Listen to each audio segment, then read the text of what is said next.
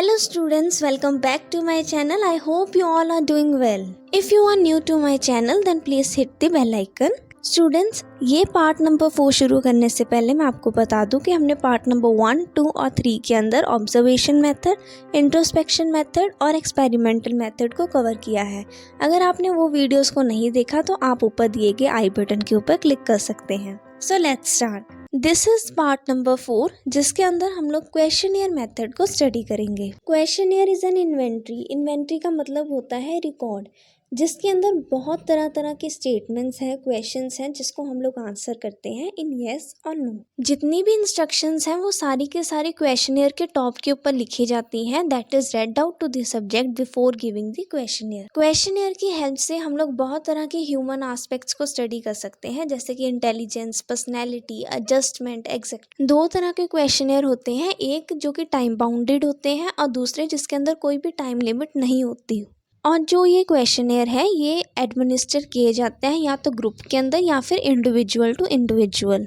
ये जो क्वेश्चनियर्स हैं, ये जो साइकोलॉजिस्ट डिज़ाइन करते हैं, ये बहुत ज़्यादा रिसर्च के साथ जो है डिज़ाइन किए जाते हैं, जिसके कारण इनके अंदर दो फैक्टर्स जो हैं हमें देखने को मिलते हैं, that is reliability and validity. And these are documented in a manual और a handbook of a questionnaire. जब एक इंडिविजुअल या सब्जेक्ट जो है सारे के सारे आंसर्स जो हमें दे देता है, then we have a scoring key that is used to calculate the scores obtained by the subject. जो क्वेश्चनियर्स हैं वो कुछ एग्जांपल्स जो हैं मैं आपको देती हूँ क्वेश्चनियर्स की। There are different types of questionnaires that are as follows. Number 1 is Ising Personality Inventory. इसको हम लोग EPI के नाम से भी जानते हैं। ये बहुत फेमस इन्वेंट्री है। इस इन्वेंट्री के अंदर हमारे पास 57 क्वेश्चंस होते हैं जिसे हमें आंसर करना होता है येस और नो के अंदर, और 3 डायमेंशंस हैं इस टेस्ट की on which testing would be done. ये 3 डायमेंशंस हैं, extroversion, introversion, number 2 is neuroticism and number 3 is psychoticism, और कुछ होती है lie scale. Number 2 is Jalota's intelligence inventory. ये जो इन्वेंट्री है ये भी बहुत फेमस इन्वेंट्री है। इस इन्वेंट्री के साथ हम लोग मेजर करते हैं verbal intelligence of an individual. इस इन्वेंट्री में हमारे पास 100 क्वेश्चंस होते हैं of different areas of intelligence, जैसे कि reasoning, comprehension, general awareness etcetera. और एक सब्जेक्ट को as many questions as possible answer करने होते हैं in just 25 minute. It means it is a time bounded test. फिर जो है स्कोरिंग की हेल्प से स्कोरिंग की जाती है।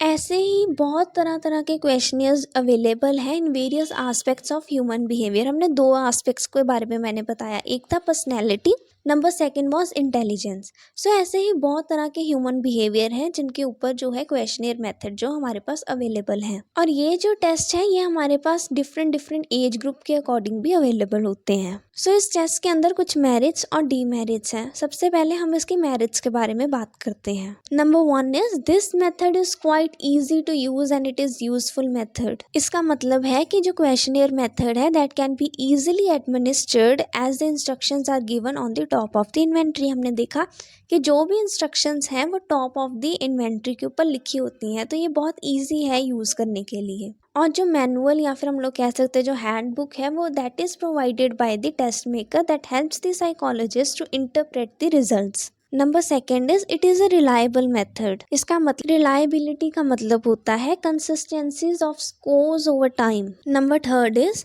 The questionnaire method can be use on a group of individuals at the same time. अब जैसे हमने पहले एक्सपेरिमेंटल मेथड के बारे में पढ़ा था कि हम वहाँ पर एक ही इंडिविजुअल को एक टाइम पे स्टडी कर सकते हैं, it means that is very much time consuming method. पर क्वेश्चनियर मेथड के अंदर हम ग्रुप ऑफ इंडिविजुअल्स को एक ही जगह पे बिठा सकते हैं, सबको जो है इन्वेंट्री डिस्ट्रीब्यूट कर सकते हैं और वो लोग उसी टाइम पे उस चीज़ को सॉल्व करना शुरू कर सकते हैं। तो हम लोग कह सकते हैं it can be used on a group of individuals at the same time and with in a few minute it would be completed, क्योंकि मोस्ट ऑफ द क्वेश्चनियर जो भी हमारे पास इन्वेंट्रीज है ना वो टाइम बाउंडेड ही होती हैं। Number 4 is it has a wide application. Wide application से मतलब है कि ये जो मेथड है it can study various aspects of human behaviour like cognitive, conative, effective. Moreover, different tests are available for different age groups. Number 5 is questionnaires are inexpensive.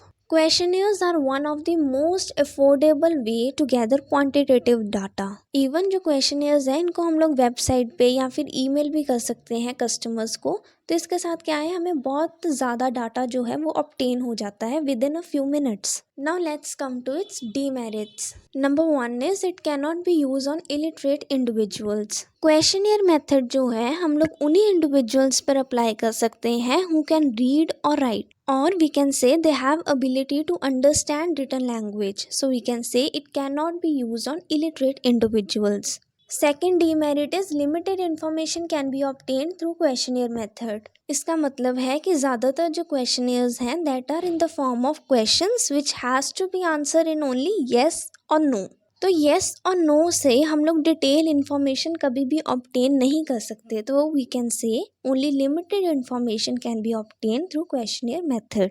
Number 3 is the individual can give socially desirable responses. इसका मतलब है जो भी respondent है, जैसे कोई subject है, वो क्या है, वो कॉन्शियस हो सकता है अपने ही रिस्पॉन्सेस को लेके. इसके साथ क्या होगा, वो अपने रियल रिस्पॉन्सेस को हाइड कर लेगा in order to give socially desirable answers. Number 4 is the questionnaire method cannot be applied on children or socially disturbed individuals. इसका मतलब है कि जो बहुत छोटे बच्चे हैं या फिर साइकोलॉजिकली डिस्टर्ब या मेंटली रिटार्डेड इंडिविजुअल्स हैं, उनके ऊपर हम लोग ये मेथड को अप्लाई नहीं कर सकते. Number 5 is the individual has to depend upon his memory और past experience. इसका मतलब है जो सब्जेक्ट है he has to depend upon his memory और past experiences, ताकि वो रिस्पॉन्सेस जो है वो दे सके, और वो कुछ इंपॉर्टेंट इन्फॉर्मेशन जो है वो फॉरगेट भी कर सकता है, कुछ इंपॉर्टेंट इवेंट्स को वो भूल सकता है वाइल आंसरिंग द क्वेश्चनियर.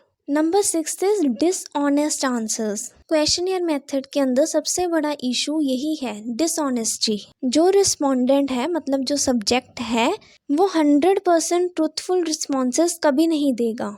इसके बहुत से रीजंस हो सकते हैं, जैसे कि सोशली डिजायरेबल बायसेस और attempting to protect privacy etcetera. So students, आज के इस वीडियो के अंदर हमने क्वेश्चनियर मेथड, इसके मेरिट्स और डीमेरिट्स को डिटेल के अंदर समझा है. और अगर आपको किसी भी टॉपिक के अंदर कोई भी डाउट है तो आप नीचे दिए गए कमेंट सेक्शन के अंदर कमेंट कर सकते हैं.